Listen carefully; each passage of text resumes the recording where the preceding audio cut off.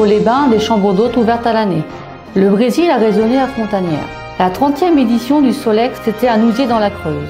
À Massard dans la Creuse, c'était le 63e concours de chevaux. La Virada a pris ses quartiers à Évaux-les-Bains. American Art, c'était à Ars dans la Creuse. Le charme et la douceur creusoise, deux qualificatifs qui ont donné des ailes à Martine et Christophe. Ils ont rénové avec passion la maison du docteur Bonnat, une nouveauté à Évaux-les-Bains dans la Creuse, des chambres et tables d'hôtes ouvertes à l'année.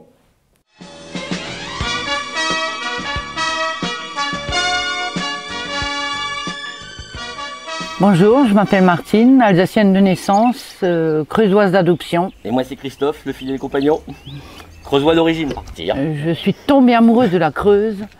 J'ai jamais vu autant de nuances de vert. Je suis passionnée. 6 mois après, on était là. J'ai tout quitté et on est venu ici, sans regret. On est dans la demeure du docteur Bonnat, qui était un illustre personnage, qui est né dans cette maison en 1837, qui était médecin-major des armées, ancien maire d'Évaux-les-Bains, je sais plus trop. Médecin-chef des thermes aussi. Médecin-chef des thermes. Pour le thermalisme à Évaux-les-Bains, oui, beaucoup. Ouais. Belle chose, oui. Et on a racheté cette maison, l'a rénovée, et on fait une chose qui manque énormément à Évaux-les-Bains, c'est-à-dire des chambres d'hôtes, où on pourra accueillir des gens qui viendront de toute la France et d'étrangers, parce qu'on parle plusieurs langues, allemand, anglais, espagnol, en étant disponible l'hiver, ce qui est important pour Évaux-les-Bains. Toute l'année, oui. À l'heure actuelle, on a 2 chambres disponibles. On espère une 3e grande chambre avec un petit bureau indépendant qui va permettre à des gens qui veulent travailler et rester quelques jours sur Évaux-les-Bains d'avoir un coin tranquille pour travailler, recevoir des clients, des collaborateurs. Donc ça, celle-là devrait être finie vers la fin de l'année. On propose aussi table d'hôtes parce que je suis cuisinier de métier.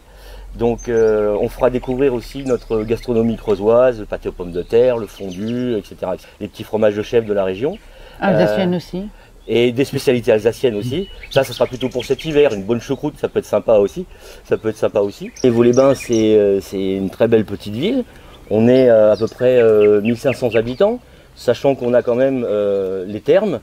On a un cinéma, un casino, une piscine, ce qui n'est pas donné à tous les petits villages de 1500 habitants.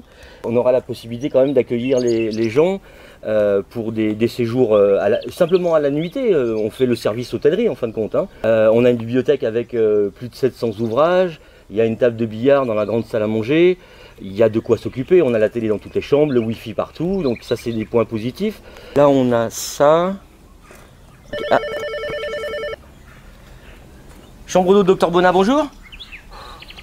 Oui. Oui, même l'hiver, oui, bien sûr, oui. Bien sûr. Pas de problème. Donc j'ai votre numéro et puis je vous rappellerai, je vous enverrai un mail. Les gens viennent chez nous. Dès qu'ils rentrent, ce sont nos amis. Une soirée endiablée, un moment de gaieté, ce sera au Casino d'Évaux-les-Bains dans la Creuse le samedi 10 juin à 20 h. Le rendez-vous vous est donné. Nous sommes à Anzem dans la Creuse. C'est le jour de la fête des mères. Un incendie ravage l'exploitation et l'habitation de Louis-Philippe et Valérie. Ils sont désormais SDF et sans ressources. Un appel à la solidarité est lancé. Je m'appelle Louis-Philippe Laraigne, mon épouse Valérie, et le 28 mai 2017, mon établissement et mon lieu d'habitation a été incendié de haut jusqu'en bas. Donc on a tout perdu. Que ce soit au niveau du travail, comme tout ce qui est effets personnels, vêtements, photos, enfin tout, la totale. C'est dû à un incendie, mais alors après c'est les experts qui jugeront d'où c'est parti, comment et ainsi de suite, quoi. On est dans un gîte à Anzem que le maire nous a trouvé jusqu'au mois d'août et après,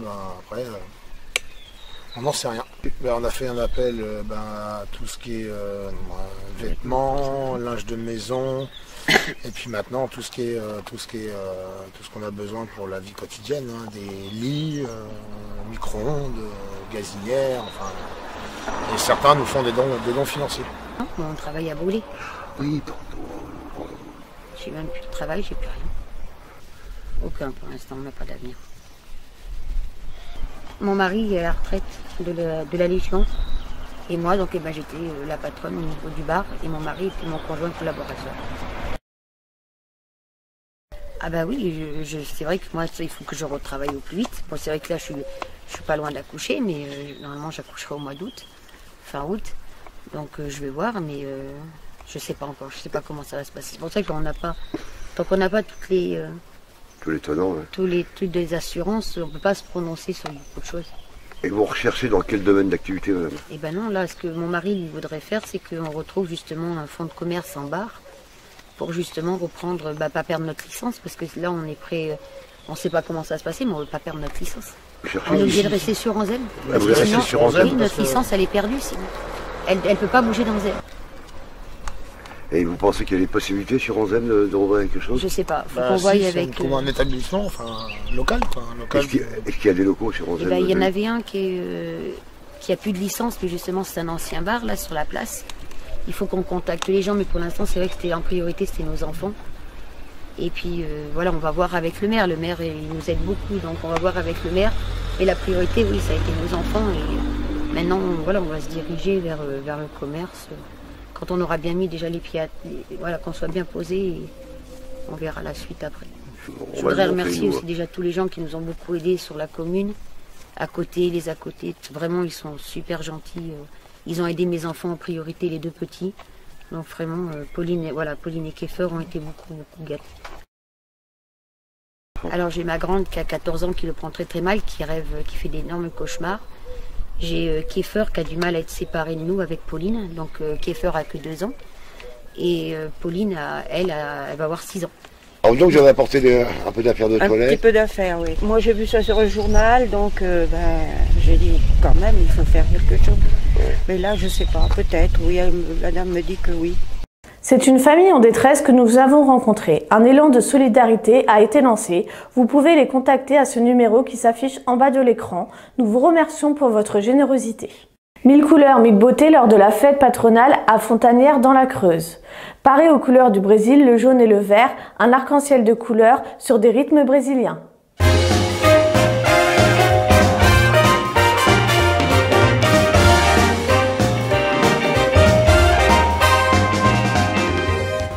Noé Manuel, maire de Fontanière. Et, vu comment on a changé le nouveau président de l'association, du comité des fêtes, il a voulu sur le thème du Brésil. Voilà, et puis alors toutes les associations ont participé au jeu.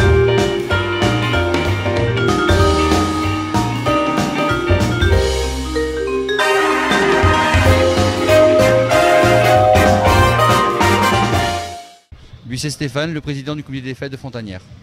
Dans le bureau, on doit être à peu près, je dirais 8.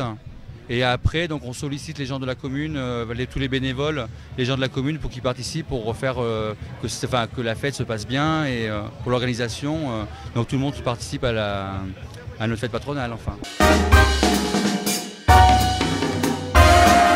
Donc, hier, nous avons eu une marché brocante sur la journée.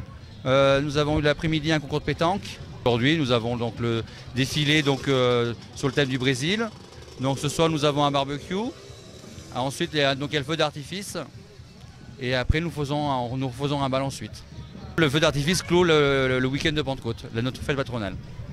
Prochaine manifestation, nous avons le bal en plein air le 22 juillet. Donc avec la Sono Ultrason qui se passera au stade à Fontanière. C'est un bal en plein air qui se fait tous les ans depuis, je dirais, une vingtaine d'années.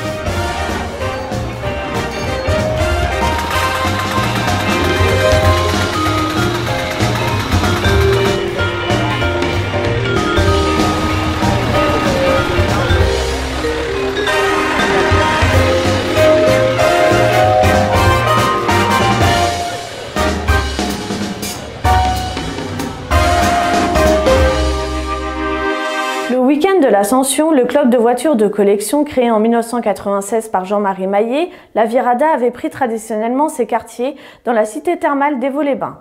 Le but premier de cette virée creusoise est de faire découvrir les atouts et les charmes de la région. La Virada a pris ses quartiers dans la cité thermale lors du week-end de l'Ascension. 32 grandes dames de 1940 à 1960 ont paradé dans la Creuse et ses environs durant ces 4 jours très ensoleillés. Nous sommes à Évaux-les-Bains et c'est la 22e édition de Virada Auto Club Creusois. Donc là, nous organisons donc cette manifestation tous les ans à l'Ascension. Nous sommes en plein centre d'Évaux, donc nous allons y rester tout l'après-midi. Créé en 1996 par Jean-Marie Maillet, journaliste automobile et aujourd'hui disparu, c'est un événement de portée nationale et internationale. Il y a 22 ans, quand Jean-Marie Maillet, qui travaillait à Genève, est venu me voir dans mon petit village de la Haute-Savoie pour me demander si je voulais l'aider à participer, à lui faire venir des voitures dans son village d'origine qui est Évaux-les-Bains. Pour Martine Benamo, la présidente du Virada Auto Club Creusois, c'est toujours un plateau de grande qualité qui est présenté lors de cette virée creusoise. Jean-Marie Maillet, donc, qui est le fondateur de cette manifestation, a dû en faire 14 ou 15, donc il est décédé malheureusement. Et donc, comme on a voulu perpétuer ce qu'il avait mis en place... Les passionnés de ces belles voitures reviennent d'année en année afin de sillonner les magnifiques paysages avec ces haltes pittoresques en Limousin et en Auvergne. Ça doit faire 6 ans. 6 ans, j'ai venu au début avec une Peugeot 402 1937. C'est ma 2e année que je participe au rallye ici. Magnifique.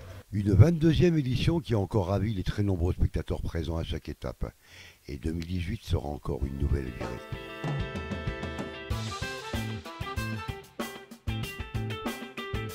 Martine Benamo, avec son équipe de bénévoles, a déjà repris la route afin de préparer la 23e édition. Le rendez-vous vous est donné le week-end de l'Ascension 2018. En ce dimanche de Pentecôte, des centaines d'étals étaient installés entre l'avenue de la République jusqu'au faubourg de Saint-Pierre. Organisée par Monève, cette braderie hors du commun a déplacé des dizaines de milliers de visiteurs durant cette journée ensoleillée. Monève, l'organisateur de la foire de Montluçon, vous donne rendez-vous du 7 au 15 octobre 2017. Plus de 300 exposants et une très belle exposition sur le thème de la Russie. L'American Ars, une journée de passionnés d'automobile et de moto, c'était à Ars dans la Creuse, par une journée très ensoleillée.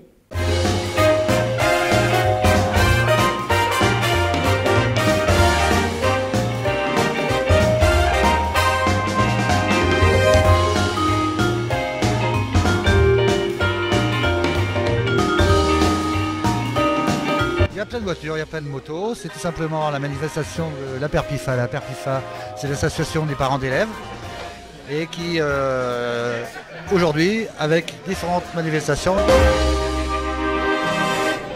Depuis ce matin, il y a beaucoup d'événements qui se déroulent donc, sur cette manifestation Americars de cette année. On va avoir, donc là on a un concert super bien avec les Dusty Millers. On va avoir plusieurs concerts dans l'après-midi tout au long de la journée. On va avoir une balade moto et véhicules d'expo, véhicules de collection qui va partir tout à l'heure à 15 h. À 19 h, on a un spectacle de la compagnie Air de Cirque. Un spectacle sous chapiteau, donc c'est des cascades de la voltige sur Solex, sur fond de musique rock en live qui est extraordinaire. Et puis on finira cette soirée par un concert des Rolling Waves qui font donc un tribute à Pink Floyd. Et puis sera suivi ensuite d'une soirée concert rock, des reprises très connues pour notre public d'habitué.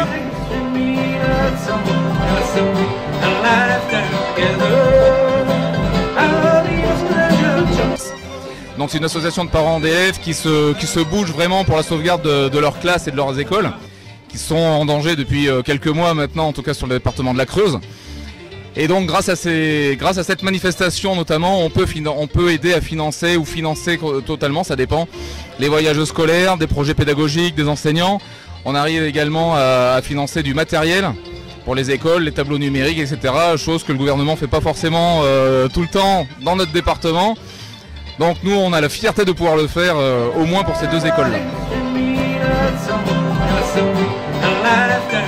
Nous présentons nos félicitations au club de rugby ASM Clermont qui a remporté le bouclier de Brennus 2017. Une manifestation toujours très prisée, la 73e foire aux chevaux de Minsat dans la Creuse a tenu encore ses promesses. Un magnifique concours d'équidés a enchanté un très large public avisé. Nous sommes sur la commune de Minsat, une ville en Creuse, et nous sommes là pour la foire aux chevaux. Oui, je suis éleveur de chevaux bretons à Saint-Michel-de-Vesse, en Creuse. On est venu l'an dernier, on était venu il y a une quinzaine d'années, après on avait laissé un petit moment sans venir et on est revenu l'an dernier. Vous avez différentes races déjà, si vous avez pu regarder, il y a des animaux de race ardennaise, bretonne, comtoise et percheronne. Donc après les critères, c'est chaque race a ses critères bien définis et après les juges apprécient les animaux d'après les critères définis par le standard de race. Il manque d'os effectivement pour son poids. Les animaux sont répartis par catégorie d'âge et par race, comme je vous l'ai dit tout à l'heure. Mais il y a les catégories pouliches d'1 an, 2 ans, 3 ans, et après il y a les juments suités, c'est les juments qui ont un poulain, et des juments non suités, les juments qui n'ont pas de poulain. On se fait surtout plaisir, hein, l'essentiel est là. On a toujours dit, Pierre de Coubertin a dit, l'essentiel est de participer. Après, il est vrai que quand on se place bien, on est toujours content. 63 équipages se sont élancés dans les rues de Nousiers sur les routes détrempées. 24 heures de suspense encadrées par 250 bénévoles, c'était les 30 ans des 24 heures de Nousiers dans la Creuse.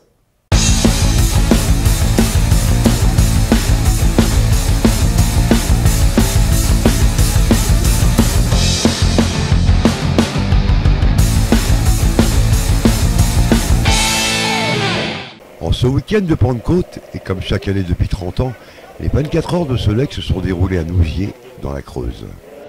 C'est des gens de la région, Sainte-Fère-Nousiers, un peu fous certainement, puisqu'on est là 30 ans après. Mais ils ont des amateurs du Solex qui ont eu l'idée de pourquoi on ne ferait pas une course. Et la première course en 86 a été une 6 heures. Et ils ont trouvé que ça avait bien marché. Donc ils ont décidé de faire carrément 24 heures l'année d'après, donc en 87. C'est pour ça que cette année, en 2017, nous sommes sur les 30 ans des 24 heures. C'est une course par équipe de 24 heures sur cyclomoteur Solex, d'origine ou super prototype. Catégorie promotion, donc le fond jaune et avec les écritures noires dessus.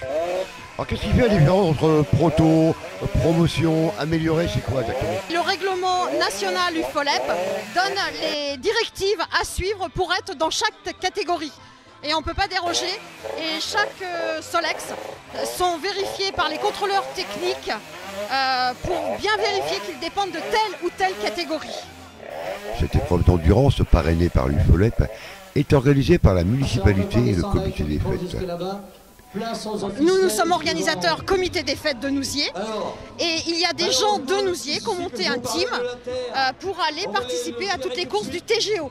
Donc le TGO, c'est le trophée Grand Ouest, puisque Nousiers, lui, ne dépend d'aucun trophée et il est hors catégorie. Voilà, ça glisse, c'est tout. Compliqué de rouler. Et pas trop peur? Oh non, ça va, on va doucement et puis voilà. Hein. Un peu la pression, mais contente d'y aller. Et ça va aller avec la pluie? Faut faire attention parce que ça glisse un petit peu, mais on va y arriver. Et vous venez de quelle région? Du Cher, moi je suis de Bourges. On va essayer de faire au mieux. Et pas leur faire tomber le Solex, parce qu'après elle roule. 64 équipes avaient pris part à cette compétition très sportive. Et c'est la team Grand Jour Racing qui a remporté l'épreuve avec 449 tours sur une proto. Oui, ça va pas être trop dur? Non. J'aime bien quand ça glisse. Il s'agit de l'unique compétition des 24 heures au programme en France pour ce type de machine. Merci de votre attention et n'oubliez pas de cliquer sur le j'aime de notre page Facebook Info en Creuse.